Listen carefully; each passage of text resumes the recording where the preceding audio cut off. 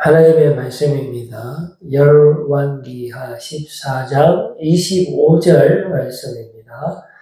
이스라엘의 하나님 여호와께서 그의 종 가드헤벨 아미떼의 아들 선지자 요나를 통하여 하신 말씀과 같이 여로보암이 이스라엘 영토를 회복하되 하바드기에서부터 아라바 바다까지 하였으니. 아멘. 날아다니는 불뱀이라는 제목 가지고 전해주시는 은혜의 말씀 나누겠습니다. 이스라엘 백성들이 항상 고난 가운데 힘들게 그렇게 살아가다가 한 번은 아주 그 안정적인 상태를 맞이한 적이 있습니다. 북이스라엘의 여로보암 2세 왕 때 그런 일이 일어났습니다. 보통은 이제 이스라엘 백성들이 항상 열심히 살아가려고 이렇게 노력을 하지만은 결국은 죄의 유혹을 뿌리치지 못하고 바알신을 섬긴다든지 이제 하나님을 예배하는 삶보다는 사회에서 여러 가지 권력을 이용하거나 또 이 불의한 삶을 살아갈 때 하나님께서 또 그들을 채찍질하시고 또 연단하시면서 올바른 길로 돌아오기를 바라시는 겁니다. 그래서 주변의 나라들 아람, 아수르, 모압, 에돔 이런 나라들을 하나님께서 도구로 사용하셔서 이스라엘 백성들이 정신 차리도록 그렇게 돌아오게 하시는데요.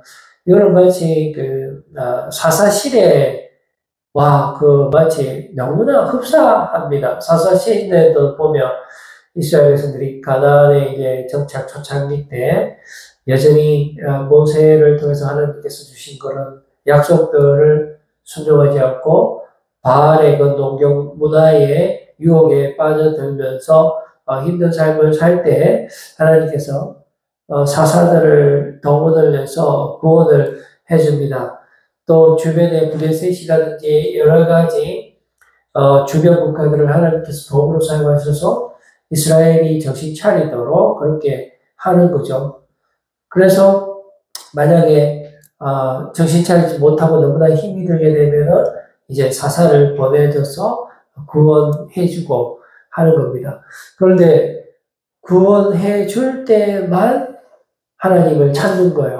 이제 살았다는 거예요. 그전에는 너무나 힘들었는데 하나님께서 사사를 보내주시니까 약간 숨 쉴만 하잖아요.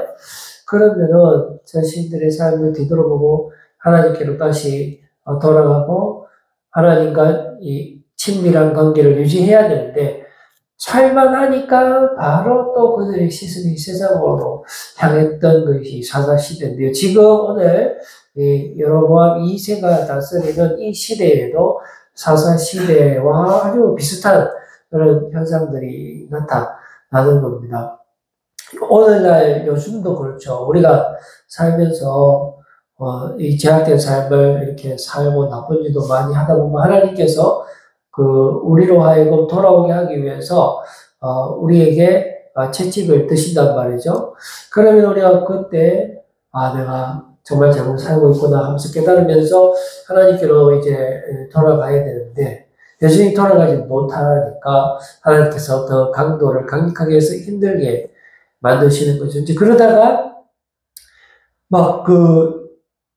너무 아파서 죽으려고 하니까 이제 하나님께서 고쳐주는 겁니다. 우리가 말을 잘 듣고 말씀에 순종해서 하나님이 고쳐주시는 것이 아니고 이대로 놔두면은 얘가 죽을 것 같으니까 하나님께서 잠시 이제 살려 주시는 거죠. 그러면은 그때라도 정신을 차리면 되는데 여전히 정신을 차리지 못하고 세상으로 향하는 그런 모습을 보여주는 것이죠. 오늘 본문 말씀에 등장하는 여로보암의 시대에도 보면은 그러니까 이스라엘 백성들이 특별히 잘한 것이 있어서 항상 어려운 가운데 요때만 부강한 안정기를 누린 것이 아니에요. 이 사람들이 여전히 이 제 가운데 있었지만 하나님께서 마지막 그 기회를 주시는 겁니다. 더 이상 이렇게 놔뒀다가는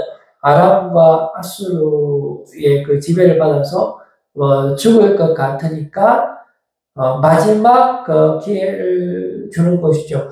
자, 그런데 이 마지막 기회는 오히려 이스라엘 백성이 어떻게 생각하냐면 자기들이 잘해서 그렇게 됐다.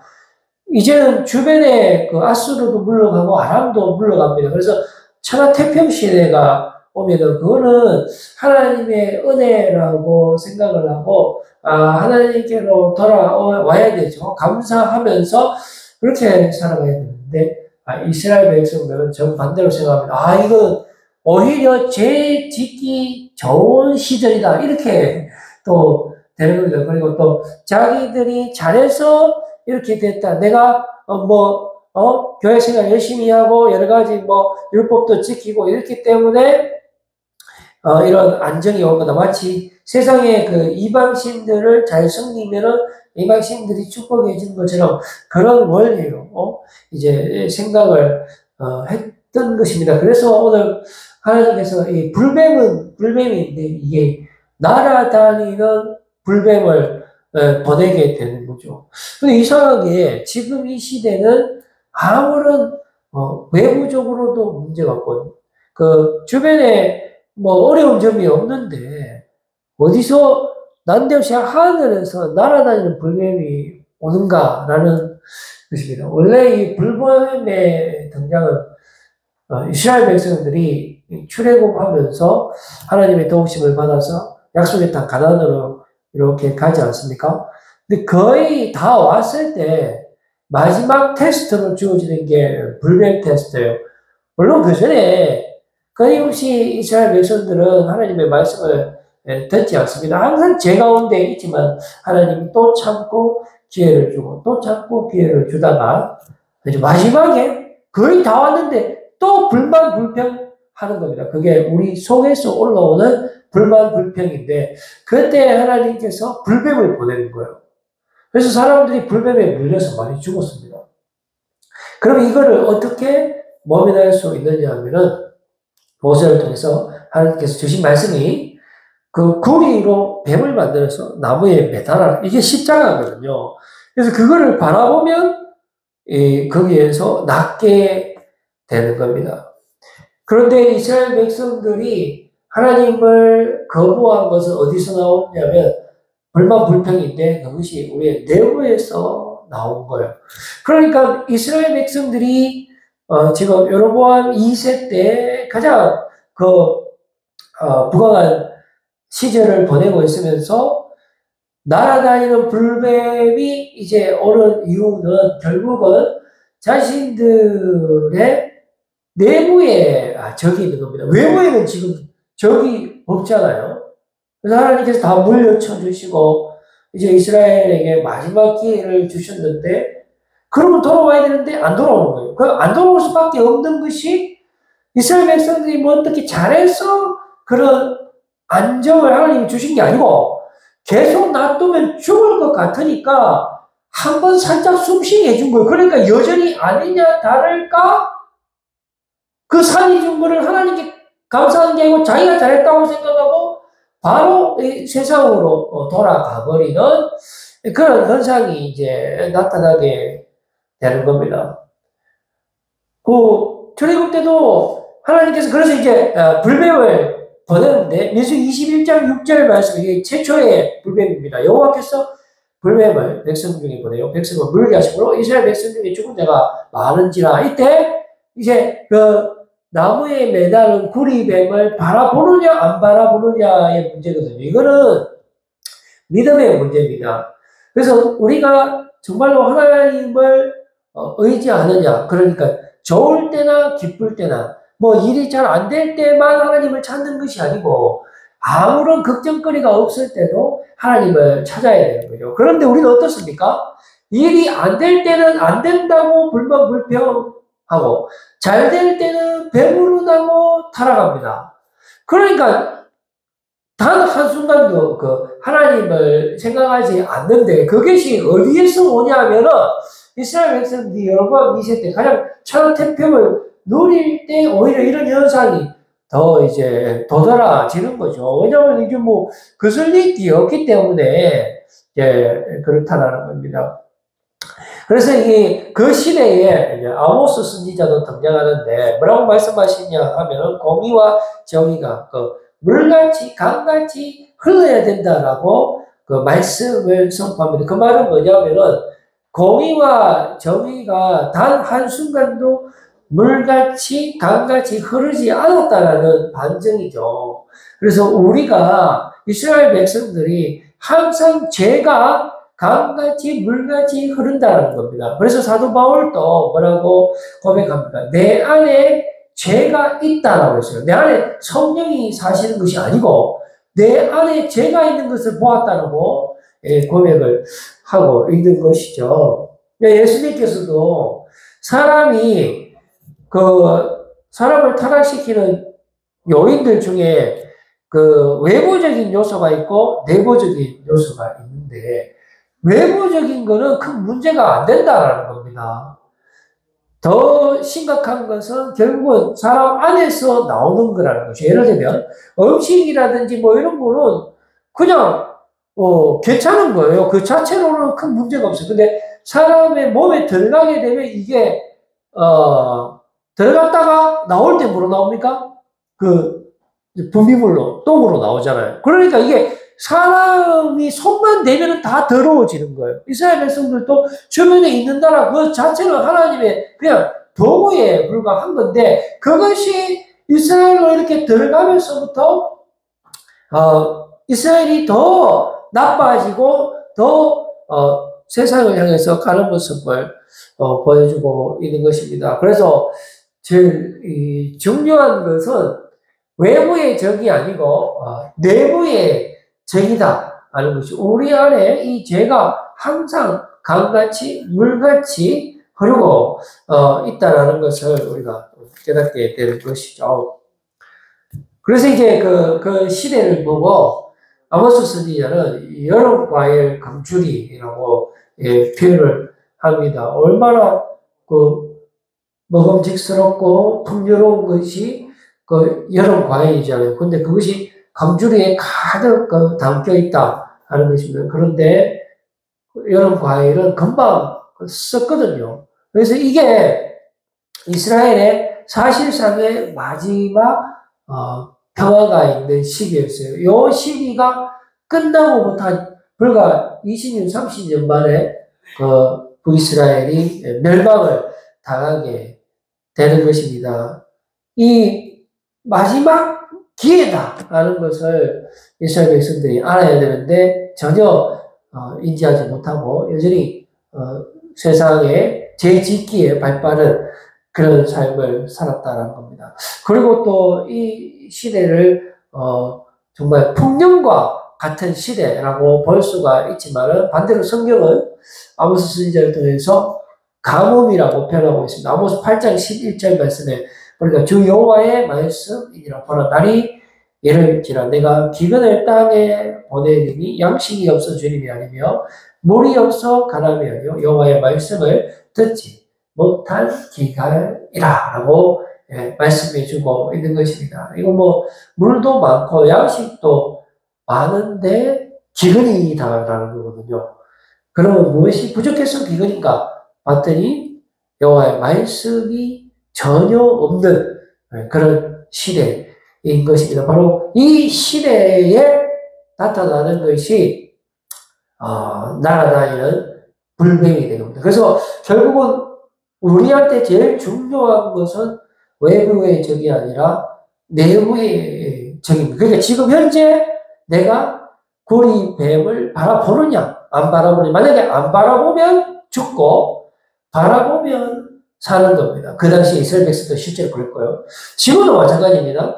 우리가 내 안에 죄가 있어요. 그래서 강같이 물같이 흐릅니다. 근데 그럼에도 불구하고 성령님께서 우리 안에 거하시죠. 지금 예수님이 우리와 함께 하죠. 이것을 믿으면 우리 안에 정의와 공의가 물같이 흐르게 되는 거예요. 근데 이것을 바라보지 못하고 믿지 못하게 되면 우리의 죄가 강같이 물같이 흐르게 되는 겁니다. 아무런 걸림돌이 없어요. 정이 없습니다. 지금 얼마나 재짓기 좋은 시대입니까? 아무런 방해물이 없는 시대를 살고 있습니다. 우리가 죄질라고 마음만 보면 얼마든지 죄를 지고 거기에 대한 죄책감도 누릴 필요가 없고 또 당연히 뭐 내가 그렇게 살 수 있는 것이 지금 모든 것이 개방된 시대 아닙니까? 그때 이사야 14장 29절 말씀이 주어지는 거예요. 예언을 합니다. 블레셋 온 땅이여 너를 치던 막대기가 부러졌다고 기뻐하지 말라. 뱀의 뿌리에서는 독사가 나겠고 그의 열매는 날아다니는 불뱀이 되리라. 여기서 날아다니는 불뱀은 바벨론을 말하는 거죠. 여기서 너를 치는 막대기가 부러졌다. 이거는 디글라 빌레셋, 그러니까 아수르의 가장 끔찍한 왕, 무서운 왕 디글라 빌레셋의 죽음을 의미하는 거고요. 그런데 여기서 끝나는 것이 아니고 더 무시무시한 날아다니는 불뱀이 온다라는 거. 그게 바로 바벨론입니다. 그럼 우리에게 있어서 날아다니는 불뱀은 뭐예요? 바로 내 자신이다라는 겁니다. 이스라엘 백성들에게 마지막 기회 그 평안한 시기를 줬지만은 그것이 자기들의 힘이라고 생각했고 오히려 더 죄짓기 좋다라고 생각을 했기 때문에 구제받지 못하고 결국은 멸망의 길로 갔듯이 오늘 우리가 지금 살고 있는 이 순간에 얼마나 평화로운 시대라고 생각을 합니까? 부족함이 없는 시대라고 생각을 하잖아요. 그런데 우리가 스스로 제약된 길을 걸어가느냐 아니면 내가 스스로 이렇게 살면 안 되겠다. 하나님께로 돌아가야 되겠다. 하나님이 나와 함께한다. 그러면 내가 죽음에서 생명으로 옮겨진다라는 그 믿음을 가지고 살아가는 것이 매우 중요하게 되는 것입니다. 그래서 제일 중요한 것은 바로 여러분들이죠. 그리고 믿음입니다. 그리고 예수 그리스도입니다. 그리고 지금 주님이 내 안에 계시느냐 아니면 제가 내 안에 있느냐 두 개나 되는 거예요. 사실은 죄는 처음부터 끝까지 있었습니다. 그런데 예수님께서 이스라엘 백성들을 그때그때마다 기다려주시고 지켜주시고 그렇게 하는 거죠. 엘리사 선지자를 보내주고 엘리야를 보내주고 엘리사를 보내주는 이 두 선지자가 사실은 이스라엘의 거의 70%의 역사를 지배하는 거거든요. 그만큼 하나님께서 이스라엘을 포기하지 않고 엘리야를 선지자를 통해서 엘리사 선지자를 통해서 경고하고 돌아오기를 그렇게 바라는 겁니다. 그런데 때마침 평화가 진짜 왔어요. 그래서 이스라엘이 착각하는 겁니다. 드디어 평화가 왔구나. 그러면 하나님이 감사해야 되죠. 왜냐면 자기들이 잘해서 평화가 된 게 아니라니까요. 하나님이 가만 놔두면 야들 죽을 것 같으니까 잠깐 그냥 살려준 거예요. 그런데 야들은 죄를 물같이 감같이 죄를 지었기 때문에 오호라 잘됐다 이제 물 만난 그 물고기가 돼갖고 그때 요나가 등장해갖고 물 만난 물고기다 싶어갖고 니누에 가락했는데 정신 못 차리고 다시 시로 가다가 진짜 물고기한테 잡히고 웃긴 거잖아요. 그게 우리입니다. 우리가 완전 물 만난 물고기처럼 막 돌아다니다가 하나님께서 물고기를 보내는 거죠. 그래서 우리를 잡아먹고 3일 동안 정신 차리게 만들고 다시 사명의 자리로 우리를 보내주시는 것이죠. 그래서 예수님께서 실제로 이 땅에 오시잖아요. 2000년 전에. 오셔갖고 이스라엘 백성들에게 영원한 생명과 부활의 능력으로 함께 하시고 내가 다시 오겠다라고 하시면서 부활 성천하셨습니다. 자, 그러면 그쯤 됐으면은 이제는 죄를 짓지 말고 하나님과 함께 성령님과 함께 살아야 되잖아요. 그렇게 살았습니까?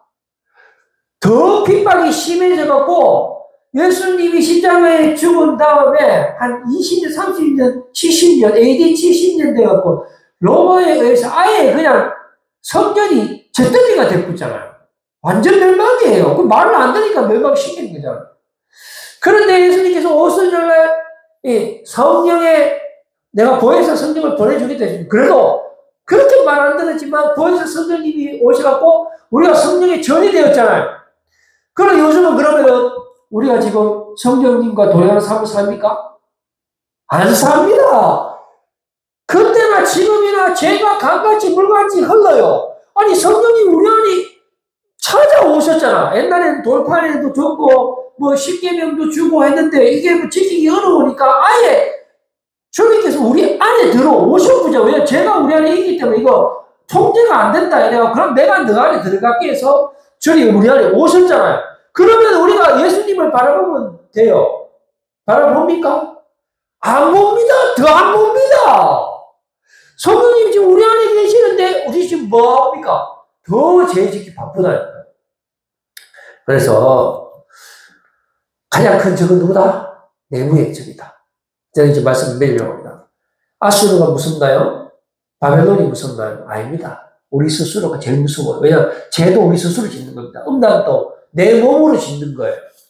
그렇지 않습니까? 다 내가 하는 겁니다.